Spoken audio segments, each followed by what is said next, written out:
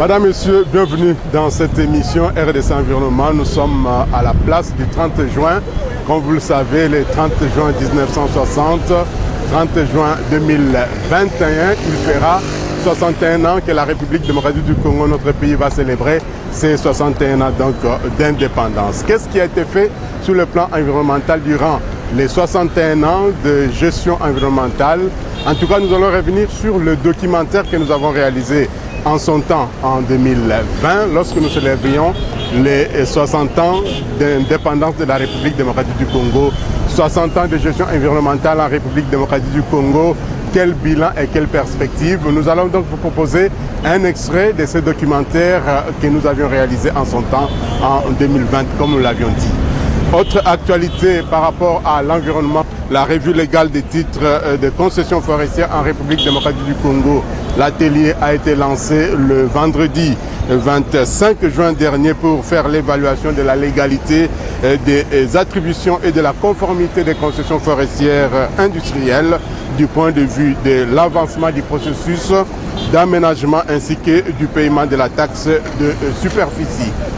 Un reportage vous sera proposé quant à ce. Et en entendant le déblocage du premier acompte de l'appui du gouvernement central à l'opération Kinshasa-Bopeto du gouverneur Jean-Tiningo Bilambaka, en tout cas, certaines initiatives sont déjà menées pour assainir la ville-province de Kinshasa, surtout en ce qui concerne le curage des caniveaux. Madame, Messieurs, bienvenue dans cette émission RDC Environnement. Comme vous le savez, c'est votre magazine des questions environnementales et du développement durable, une production de la rédaction de l'agence Galaxy Media. Le détail, c'est tout de suite après ceci. Agence Galaxy Media, la passion de développer la RDC. Comme je vous le disais en titre, nous sommes donc à la place du 30 juin, ex-place de la gare centrale. Et vous voyez derrière nous qu'on est en train d'embellir en tout cas cette place avec l'habillage de ce monument du 30 juin. Ici donc va se tenir une petite manifestation en mémoire des victimes de l'indépendance. Et avant que nous arrivions là, nous avions réalisé en son temps, lorsque nous célébrions donc les 60 ans d'indépendance de la République démocratique du Congo, un documentaire inédit sur les 60 ans de gestion environnementale en République démocratique du Congo. C'était donc en 2020. Qu'est-ce qui a été fait sur le plan environnemental quant à la gestion de notre environnement, de nos aires protégées, de nos forêts, des ressources en eau ou encore dans l'ensemble des ressources naturelles? Je m'en vais vous proposer un tout petit extrait du documentaire sur la gestion environnementale en République démocratique du Congo. C'était donc en 2020 lorsque nous avions célébré les 60 ans d'indépendance de la République démocratique du Congo. Regardez. 1960-2020, il y a 60 ans, la République démocratique du Congo, RDC, accédait à la souveraineté nationale et internationale. Une indépendance politique, certes, mais elle devrait l'être aussi dans d'autres secteurs, dont celui de l'environnement.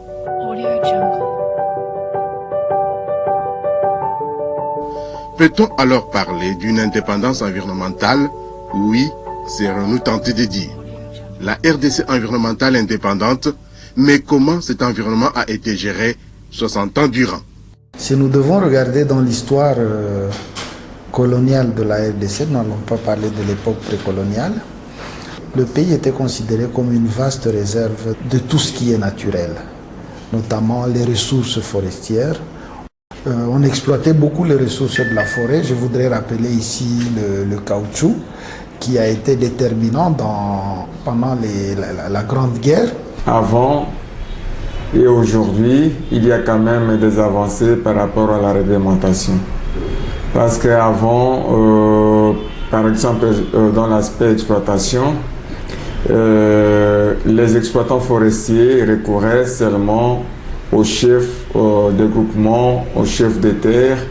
Mais aujourd'hui, il y a quand même des avancées dans ce sens-là, sur le point de vue réglementation. Lorsqu'on parle de la gestion durable de l'environnement, on fait allusion justement au fait que le comportement qui doit animer les animateurs d'aujourd'hui à travers les politiques et programmes qu'il propose pour la bonne marche d'un pays, d'un État, doit être équilibré de manière à s'assurer que autant les générations d'aujourd'hui profitent de ces avantages, autant les générations futures en profiteront aussi de la même manière.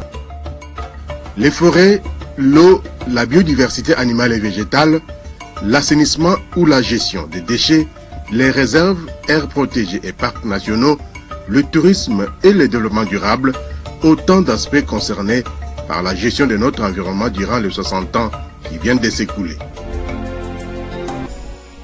Ce passage en revue de la gestion de notre environnement, 60 ans après, ne saurait être exhaustif. Toutefois, l'avenir du pays sur le plan environnemental dépend de ce que ses fils et filles auront fait. Une gestion durable doit être démise, non seulement pour les générations présentes, mais aussi et surtout pour les générations futures. Pour notre ville, je dis à M. Gentilly, le gouverneur de la ville, il n'a pas un autre souci que d'avoir un plan de gestion municipale de ces déchets, tant liquides que solides. Au simple fait qu'il n'existe plus de déchets. Tout ce que nous rencontrons dans la ville de Kinshasa, le terme de déchets doit être banalisé. Ce sont des ressources que nous pouvons valoriser au travers des PME capables aujourd'hui dans la ville de Kinshasa de nous transformer ce que certains des ignorants appellent déchets et que nous appelons la matière première secondaire. En définitive, les 60 ans de l'indépendance du pays pour la gestion des ressources naturelles et pour en tirer le profit, je ne peux pas vraiment dire que nous avons fait de grands progrès. Depuis les indépendances, nous sommes focalisés sur les richesses minières. Non, nous avons plus que ça. Les richesses naturelles dans notre pays, c'est ce que nous avons de meilleur. C'est vrai que nous avons une diversité de matières minérales, mais nous en avons encore plus sur le plan naturel, sur le plan de la biodiversité. Si nous décidons de faire la même chose pour les 40 années qui viennent, il n'y a plus d'espoir pour le pays. On ne va pas espérer qu'on aura un Congo plus fort, plus prospère pour les années à venir. Pour la gestion forestière de la RDC, il nous faut un plan d'aménagement forestier. C'est dans ces plans d'aménagement forestier qu'on aura à définir les assiettes de coupe, qu'on aura à définir les charges par assiette de coupe. Et c'est de là qu'on pouvait valoriser nos forêts. Parce que on dit la nature a en horreur les vides. Et quel est le principe qui suit? Si elle est vide, c'est le remplacement. Si aujourd'hui il y a un problème d'attribution, nous disons que le plan d'aménagement forestier peut nous aider à nous dire aujourd'hui qui doit édicter les normes, qui doit reboiser, qui doit surveiller les reboisements, qui va sensibiliser la base, sensibiliser la population. Au niveau même ministériel, vous avez l'environnement, vous avez le ministère de la Recherche qui peut promouvoir la nouvelle technologie. Vous avez le ministère de l'Agriculture qui peut remplacer, faire le reboisement. Vous avez le ministère du Développement rural qui peut faire la sensibilisation, la conscientisation. Ça, c'est grâce à la mise en place d'un plan. Nous voudrions que la richesse de la RDC profite d'abord aux populations de la République démocratique du Congo. C'est ce que nous voulons. Parce qu'un des objectifs, souvent quand les ONG internationales arrivent, les projets arrivent, c'est pour réduire la pauvreté des communautés, c'est pour faire ceci, faire cela, mais pratiquement nous constatons que les communautés ne profitent pas à sa richesse. La preuve d'illustration, il y a les problèmes de la RED, des changements climatiques. Les aires protégées puissent constituer ce qu'on appelle des pôles de développement. Là où il y a une aire protégée, que le bien de première nécessité puisse exister et à travers leur protégé. Que la population y trouve l'éducation, la santé, l'emploi. Et si ces choses-là sont assurées par rapport à la population qui jouxte une aire protégée, l'aire protégée ne sera plus un grenier, mais ça sera une mine d'or. Et la population va la protéger. Qu'est-ce que 60 ans dans la vie de notre nation? Soyons tous interpellés par les défis majeurs auxquels notre pays est toujours confronté. À 60 ans, on n'a plus d'excuses. À 60 ans, on ne commet plus les mêmes erreurs. À 60 ans, on sort des discours creux et répétitifs et on prêche la sagesse et la droiture par l'exemple. À 60 ans, on pense à l'héritage et aux valeurs à léguer aux générations futures. C'est ça, le développement durable. Je vous le disais en titre, revue légale des titres de concession forestière en République démocratique du Congo. Pour la troisième fois consécutive en tout cas, les travaux de cette revue légale ont été lancés vendredi 25 juin 2021 ici à Kinshasa. Objectif, faire donc l'évaluation de la légalité des attributions et de la conformité des concessions industrielles du point de vue de l'avancement du processus d'aménagement ainsi que du paiement de la taxe de superficie. Notre équipe de reporters était présente à ces assises. Voici le reportage signé Muriel Makese et Christian Kenina. Placé sous les hauts patronages de la vice-primature, ministère de l'Environnement et Développement durable, cet atelier sur la revue des titres légaux des concessions forestières en République démocratique du Congo a son pesant d'or, car appelé à faire l'évaluation de la légalité des attributions et de la conformité des concessions industrielles du point de vue de l'avancement du processus d'aménagement ainsi que du paiement de la taxe de superficie. Pour la troisième fois consécutive, le gouvernement veut mettre de l'ordre dans ces secteurs. Dans son mot d'ouverture, le secrétaire général à l'environnement et au développement durable, Benjamin Toirambe, a rappelé les grandes lignes des dispositions pertinentes du Code forestier portant principalement sur la politique forestière nationale, avant de préciser que la thématique est d'une importance capitale pour le devenir du secteur forestier du pays. Il y a eu des engagements des partenaires qui ont produit beaucoup de résultats, parmi lesquels l'engagement à travers les projets Agidifor, qui a fait un travail impeccable et qui a aidé surtout les concessionnaires de s'engager réellement dans l'aménagement forestier de leurs concessions. Et aujourd'hui, à travers les mêmes engagements, nous avons les programmes de gestion durable de forêt PGDF qui, nous espérons, cette fois-là, va nous amener réellement à avoir la politique forestière et à démarrer réellement dans les changements de matérialité de part et d'autre, et aussi à aider la forêt de l'RDC pour qu'elle puisse être productive et contribuer réellement à l'amélioration des conditions de vie de sa population, à contribuer réellement dans le budget de l'État et aussi à contribuer réellement à la lutte contre la déforestation qui est un fléau et un grand fléau pour les émissions de gaz à effet de serre. Entre-temps, le ministère de l'Environnement et du Développement durable et la CAFI se sont accordés le 5 décembre 2019 sur une feuille de route pour le secteur forestier. Cette feuille de route se fonde sur les principes de gestion durable, de bonne gouvernance, de transparence et de participation de l'ensemble des parties prenantes dans l'élaboration et la mise en œuvre des politiques publiques. Et la présence de chacun de vous témoigne qu'aujourd'hui nous sommes ensemble dans cette marche pour arriver au résultat escompté de cette feuille de route. La première revue a été réalisée pour la conversion déclarative d'approvisionnement au contrat des concessions forestières. La deuxième, commanditée à travers le Premier ministre par l'IGF, uniquement pour voir la légalité des concessions si elle a été respectée.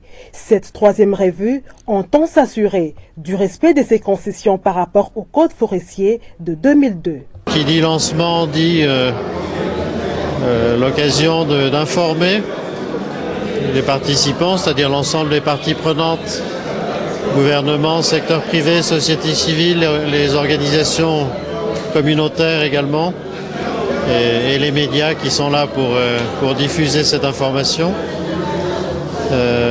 Donc information et consultation en même temps, puisque nous avons eu l'occasion d'expliquer le mécanisme de cette revue, nos termes de référence, et la méthodologie que nous avons développée et que nous sommes en train d'appliquer, de mettre en œuvre.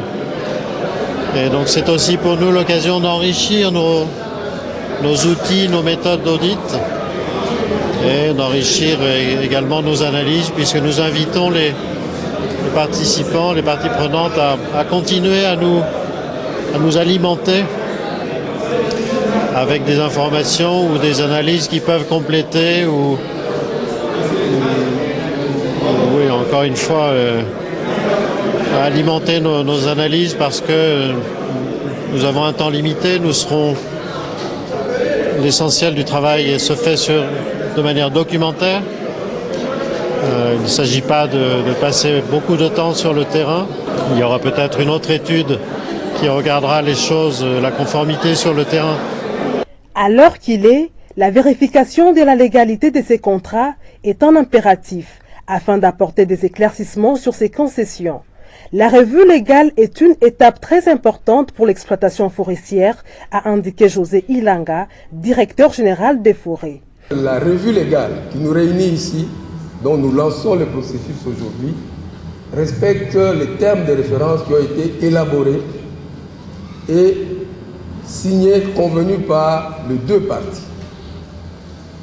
La RDC d'un côté et CAFI qui représente aussi les intérêts de l'Agence française de développement international de l'autre côté.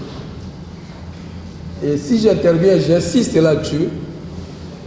Heureusement qu'un des experts du bureau m'a rassuré, c'est le fait que dans les préoccupations majeures de la revue légale, on ait insisté sur le paiement de la redevance des superficies forestières.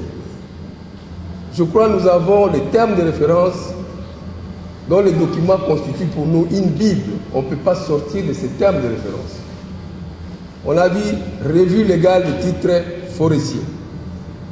Lorsqu'on dit titre forestier, on sous-entend tout simplement, je ne rentre pas dans le détail non plus, qu'on a un contrat de concession forestière avec ses annexes les plus importantes.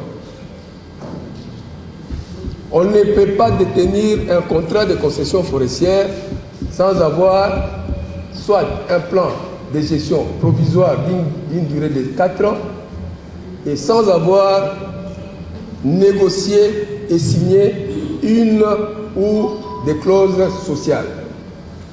J'ai un titre forestier, est-ce qu'il est légal, oui ou non? J'ai un contrat, j'ai un plan de gestion provisoire où j'ai déjà, au-delà de 4 ans, commencé à élaborer les plans d'aménagement. Et puisque j'ai commencé l'exploitation forestière, je dois avoir la clause sociale négociée et signée avec les communautés riveraines.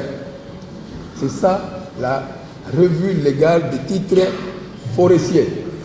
Les parties prenantes, dont la société civile, ont salué ces projets tout en souhaitant la prise en compte des principes de gestion durable, des bonnes gouvernances et des participations de l'ensemble des parties prenantes dans l'élaboration et la mise en œuvre des politiques publiques. C'est une impression favorable.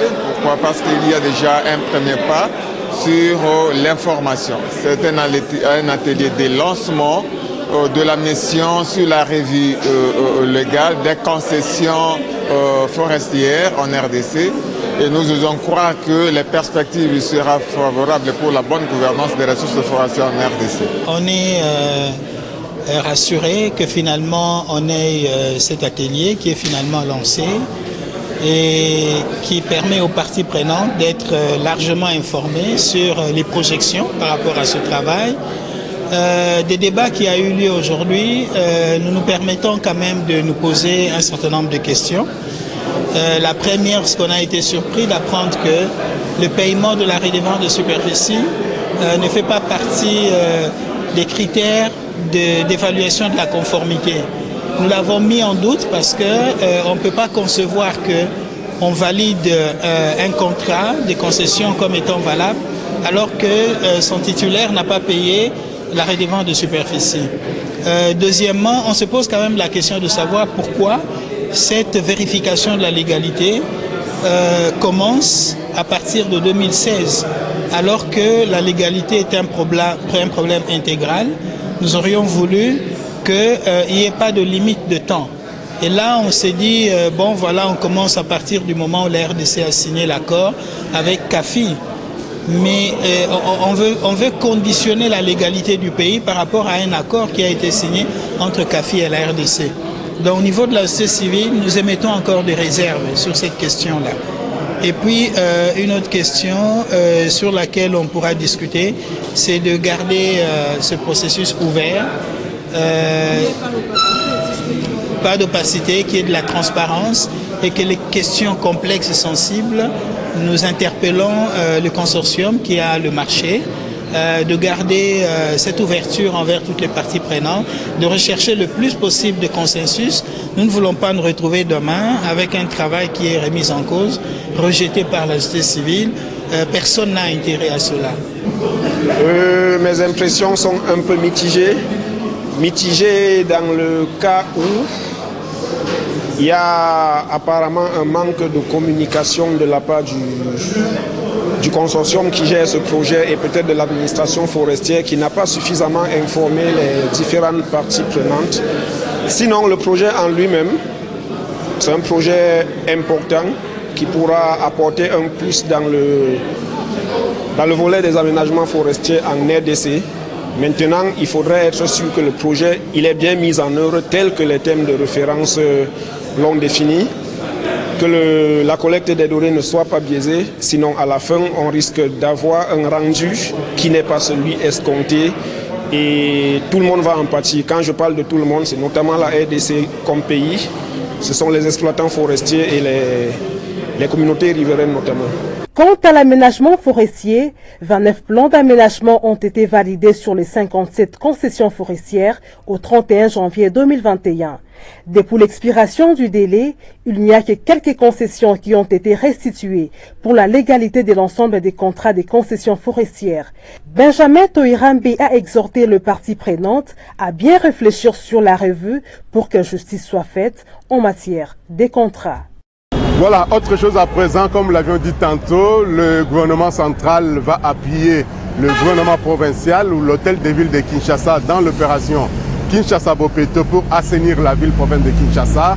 Mais d'ores et déjà, en entendant le premier décaissement du gouvernement central par rapport à cette activité, des initiatives privées et collectives sont déjà organisées à travers la ville de Kinshasa pour assainir un tant soit peu la ville-province. C'est donc ces reportages de notre consoeur Naomi Makwela que nous allons vous proposer quant à l'assainissement, le curage des caniveaux surtout, mais il y a un bémol de toutes les façons à mettre parce que quand on cure les caniveaux, il y a un problème d'évacuation des déchets et Naomi Makwela va nous en parler dans ces reportages qu'elle nous propose.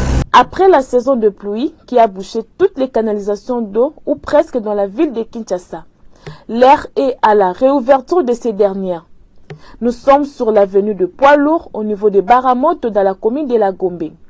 Pour prévenir les inondations de prochaines pluies diluviennes, l'éclairage des caniveaux est une nécessité. Raison de cette action de l'Office de voirie et drainage et les jeunes de la commune de Barumbu dans le cadre de l'opération Kinbopeto pour évacuer les tas de sable accumulés dans ces collecteurs d'eau, une bonne action certes. Mais la question qu'on se pose est celle de savoir Où amène-t-on les immondices dégagés des caniveaux de la ville de Kinshasa? La question mérite d'être posée, étant donné que ces déchets et sables restent au bord des caniveaux et des routes jusqu'à retourner tels qu'ils étaient auparavant faute d'évacuation. Déboucher les caniveaux qui amènent les eaux des communes voisines vers le fleuve Congo est une bonne chose, mais savoir réellement évacuer les immondices serait mieux. Plus encore, l'éducation environnementale doit être de mise dans le chef de la population qui crée des poubelles n'importe où, avec toutes les conséquences environnementales. Sont incriminés, ce sont les vendeurs ambulants, les commerçants de marchés pirates, eux-mêmes les passants qui ne savent où jeter les immondices, qui finissent dans les caniveaux et cours d'eau de la ville, eux-mêmes le fleuve Congo. Il est donc nécessaire que l'autorité publique s'engage non seulement dans l'installation de poubelles publiques, mais aussi et surtout dans la sensibilisation, l'information et l'éducation environnementale de la population pour des résultats escomptés. Voilà, c'était donc là le reportage de notre consoeur Naomi Makwela sur l'assainissement de la ville-province de Kinshasa. Il faut donc que la ville soit propre et des initiatives privées sont donc encouragées pour que cela soit fait. Comment restaurer les écosystèmes? De quels écosystèmes s'agit-il en marge de la célébration de la Journée mondiale de l'environnement qui est célébrée, comme vous le savez, le 5 juin de chaque année. Et en cette année, le thème était la restauration des écosystèmes. Mais quels sont ces écosystèmes à restaurer et comment les restaurer? Nous avons réalisé une interview avec René Ngongo qui est membre de l'Océan. Océan, c'est l'organisation des écologistes et amis de la nature. Il nous parle donc de ces écosystèmes qui doivent être restaurés pour que notre environnement puisse être un environnement sain, un environnement où il fait beau vivre. Et voilà pourquoi René Ngongo nous propose donc les quelques astuces pour restaurer les écosystèmes et les écosystèmes dont il s'agit. Voici son intervention dans cette interview réalisée par Fanfan Makitoudouma. Quand on dit restauration des écosystèmes, ça veut dire nous sommes conscients. Je prends un type d'écosystème, l'écosystème forestier. J'ai passé 20 ans à Kisangani et chaque année qui passait, je voyais la forêt disparaître autour de la ville. Ça veut dire nous avons dégradé la forêt. Et c'est l'homme qui est responsable. Il y a plusieurs actions. On aura l'occasion de revenir. D'ailleurs, on l'a déjà fait plusieurs fois avec vous en parlant des moteurs de déforestation. C'est toujours l'homme.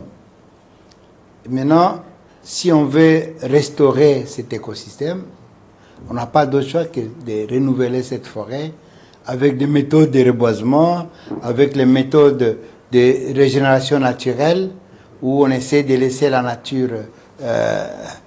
parce que la nature obéit à certaines lois.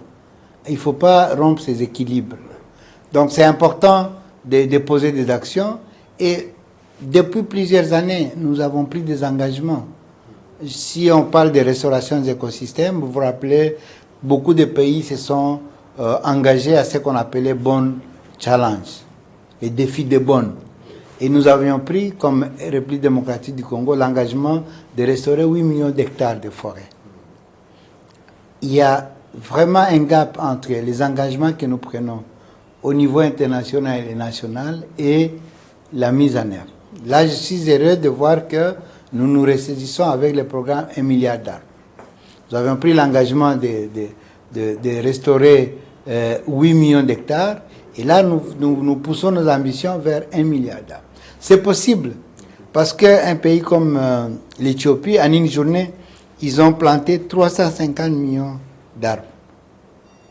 Si l'Éthiopie, avec sa superficie, arrive à le faire en une journée, aujourd'hui nous sommes combien? 85 millions d'habitants. Si chaque Congolais plante en ce jour de commémoration de la Journée mondiale de l'environnement, nous avons 85 millions d'arbres qui seront plantés. Donc c'est possible. On peut restaurer cet écosystème. Et lorsqu'on les restaure, c'est nous qui tirons les bénéfices. Nous parlons de l'arbre. L'arbre nous est utile. Hein? On a dit que l'arbre nous accompagne de la naissance à notre mort. Mais pendant cet accompagnement, nous avons les fruits, nous avons l'oxygène, il y a trop d'avantages. Et aujourd'hui, le monde est en péril parce que nous sommes en train de détruire. Les études parlent d'1 million d'espèces qui sont menacées à cause des actions anthropiques, des actions de l'homme. Les émissions que nous émettons provoquent le réchauffement de la planète. Donc aujourd'hui, quand on parle changement climatique, les Français ont trouvé un mot plus approprié, c'est un dérèglement, parce que le climat est déréglé. Hein, personne ne maîtrise les périodes de pluviométrie, ça change. Pendant qu'on s'entend à des pluies, c'est la saison sèche, et quand la pluie arrive, elle s'accompagne, elle est en abondante, et avec des dégâts, et on connaît les inondations, et là, puisque vous êtes au Conseil économique et social, vous vous rappelez, lors de son discours à la clôture de cette session, son Excellence M. Jean-Pierre Kiwakana Kimayala est revenu sur les inondations à l'Est, spécialement à Uvira et à Kalemi, où le niveau du lac Tanganyika a augmenté. Il a aussi parlé de l'éruption volcanique. Tout ça, on ne s'est pas fait le lien entre le changement climatique et l'éruption volcanique, mais ça nous pousse à réfléchir sur nos contacts avec la nature. Évidemment, sur l'éruption, nous en profitons pour présenter toutes nos condoléances et nos compassions à ceux qui ont perdu les membres de la famille, les biens, ceux qui sont errants aujourd'hui. Ils sont nombreux sur la route Bukavu-Goma, à Sake, à Minova, un peu partout. Certains ont accès à l'aide, d'autres pas encore. Ceux qui sont arrivés à Bukavu, ceux qui ont pris la direction du Grand Nord, Rutshuru, Kiwanja, avec toute la cohorte d'insécurité sur la route. Donc c'est des compatriotes qui traversent des moments difficiles. Nous profitons de cette journée spéciale de l'environnement pour penser à eux et implorer la grâce divine, mais aussi la contribution d'un chacun. 61 ans d'indépendance, en tout cas ça s'est fait, 1960-2021, la RDC a grandi et on n'a plus droit à l'erreur sur tous les plans et sur les plans environnemental, comme nous l'avions dit, nous vous avions proposé donc cet extrait du documentaire sur les 60 ans de gestion environnementale en République démocratique du Congo, bilan et perspective. Madame, Messieurs, merci de nous avoir suivis et RDC Environnement reviendra d'ici là, déjà la semaine prochaine. Portez-vous bien et bonne suite de programmes sur votre chaîne. Prenez soin de vous, mais surtout, prenez soin de votre environnement, qu'il ne doit pas brûler en tout cas, parce que s'il brûle, c'est nous tous qui allons brûler. Au revoir et à très bientôt pour d'autres aventures environnementales pour la République démocratique du Congo, notre pays, afin que le pays soit un havre de paix et où il fait beau vivre. Au revoir et à très bientôt.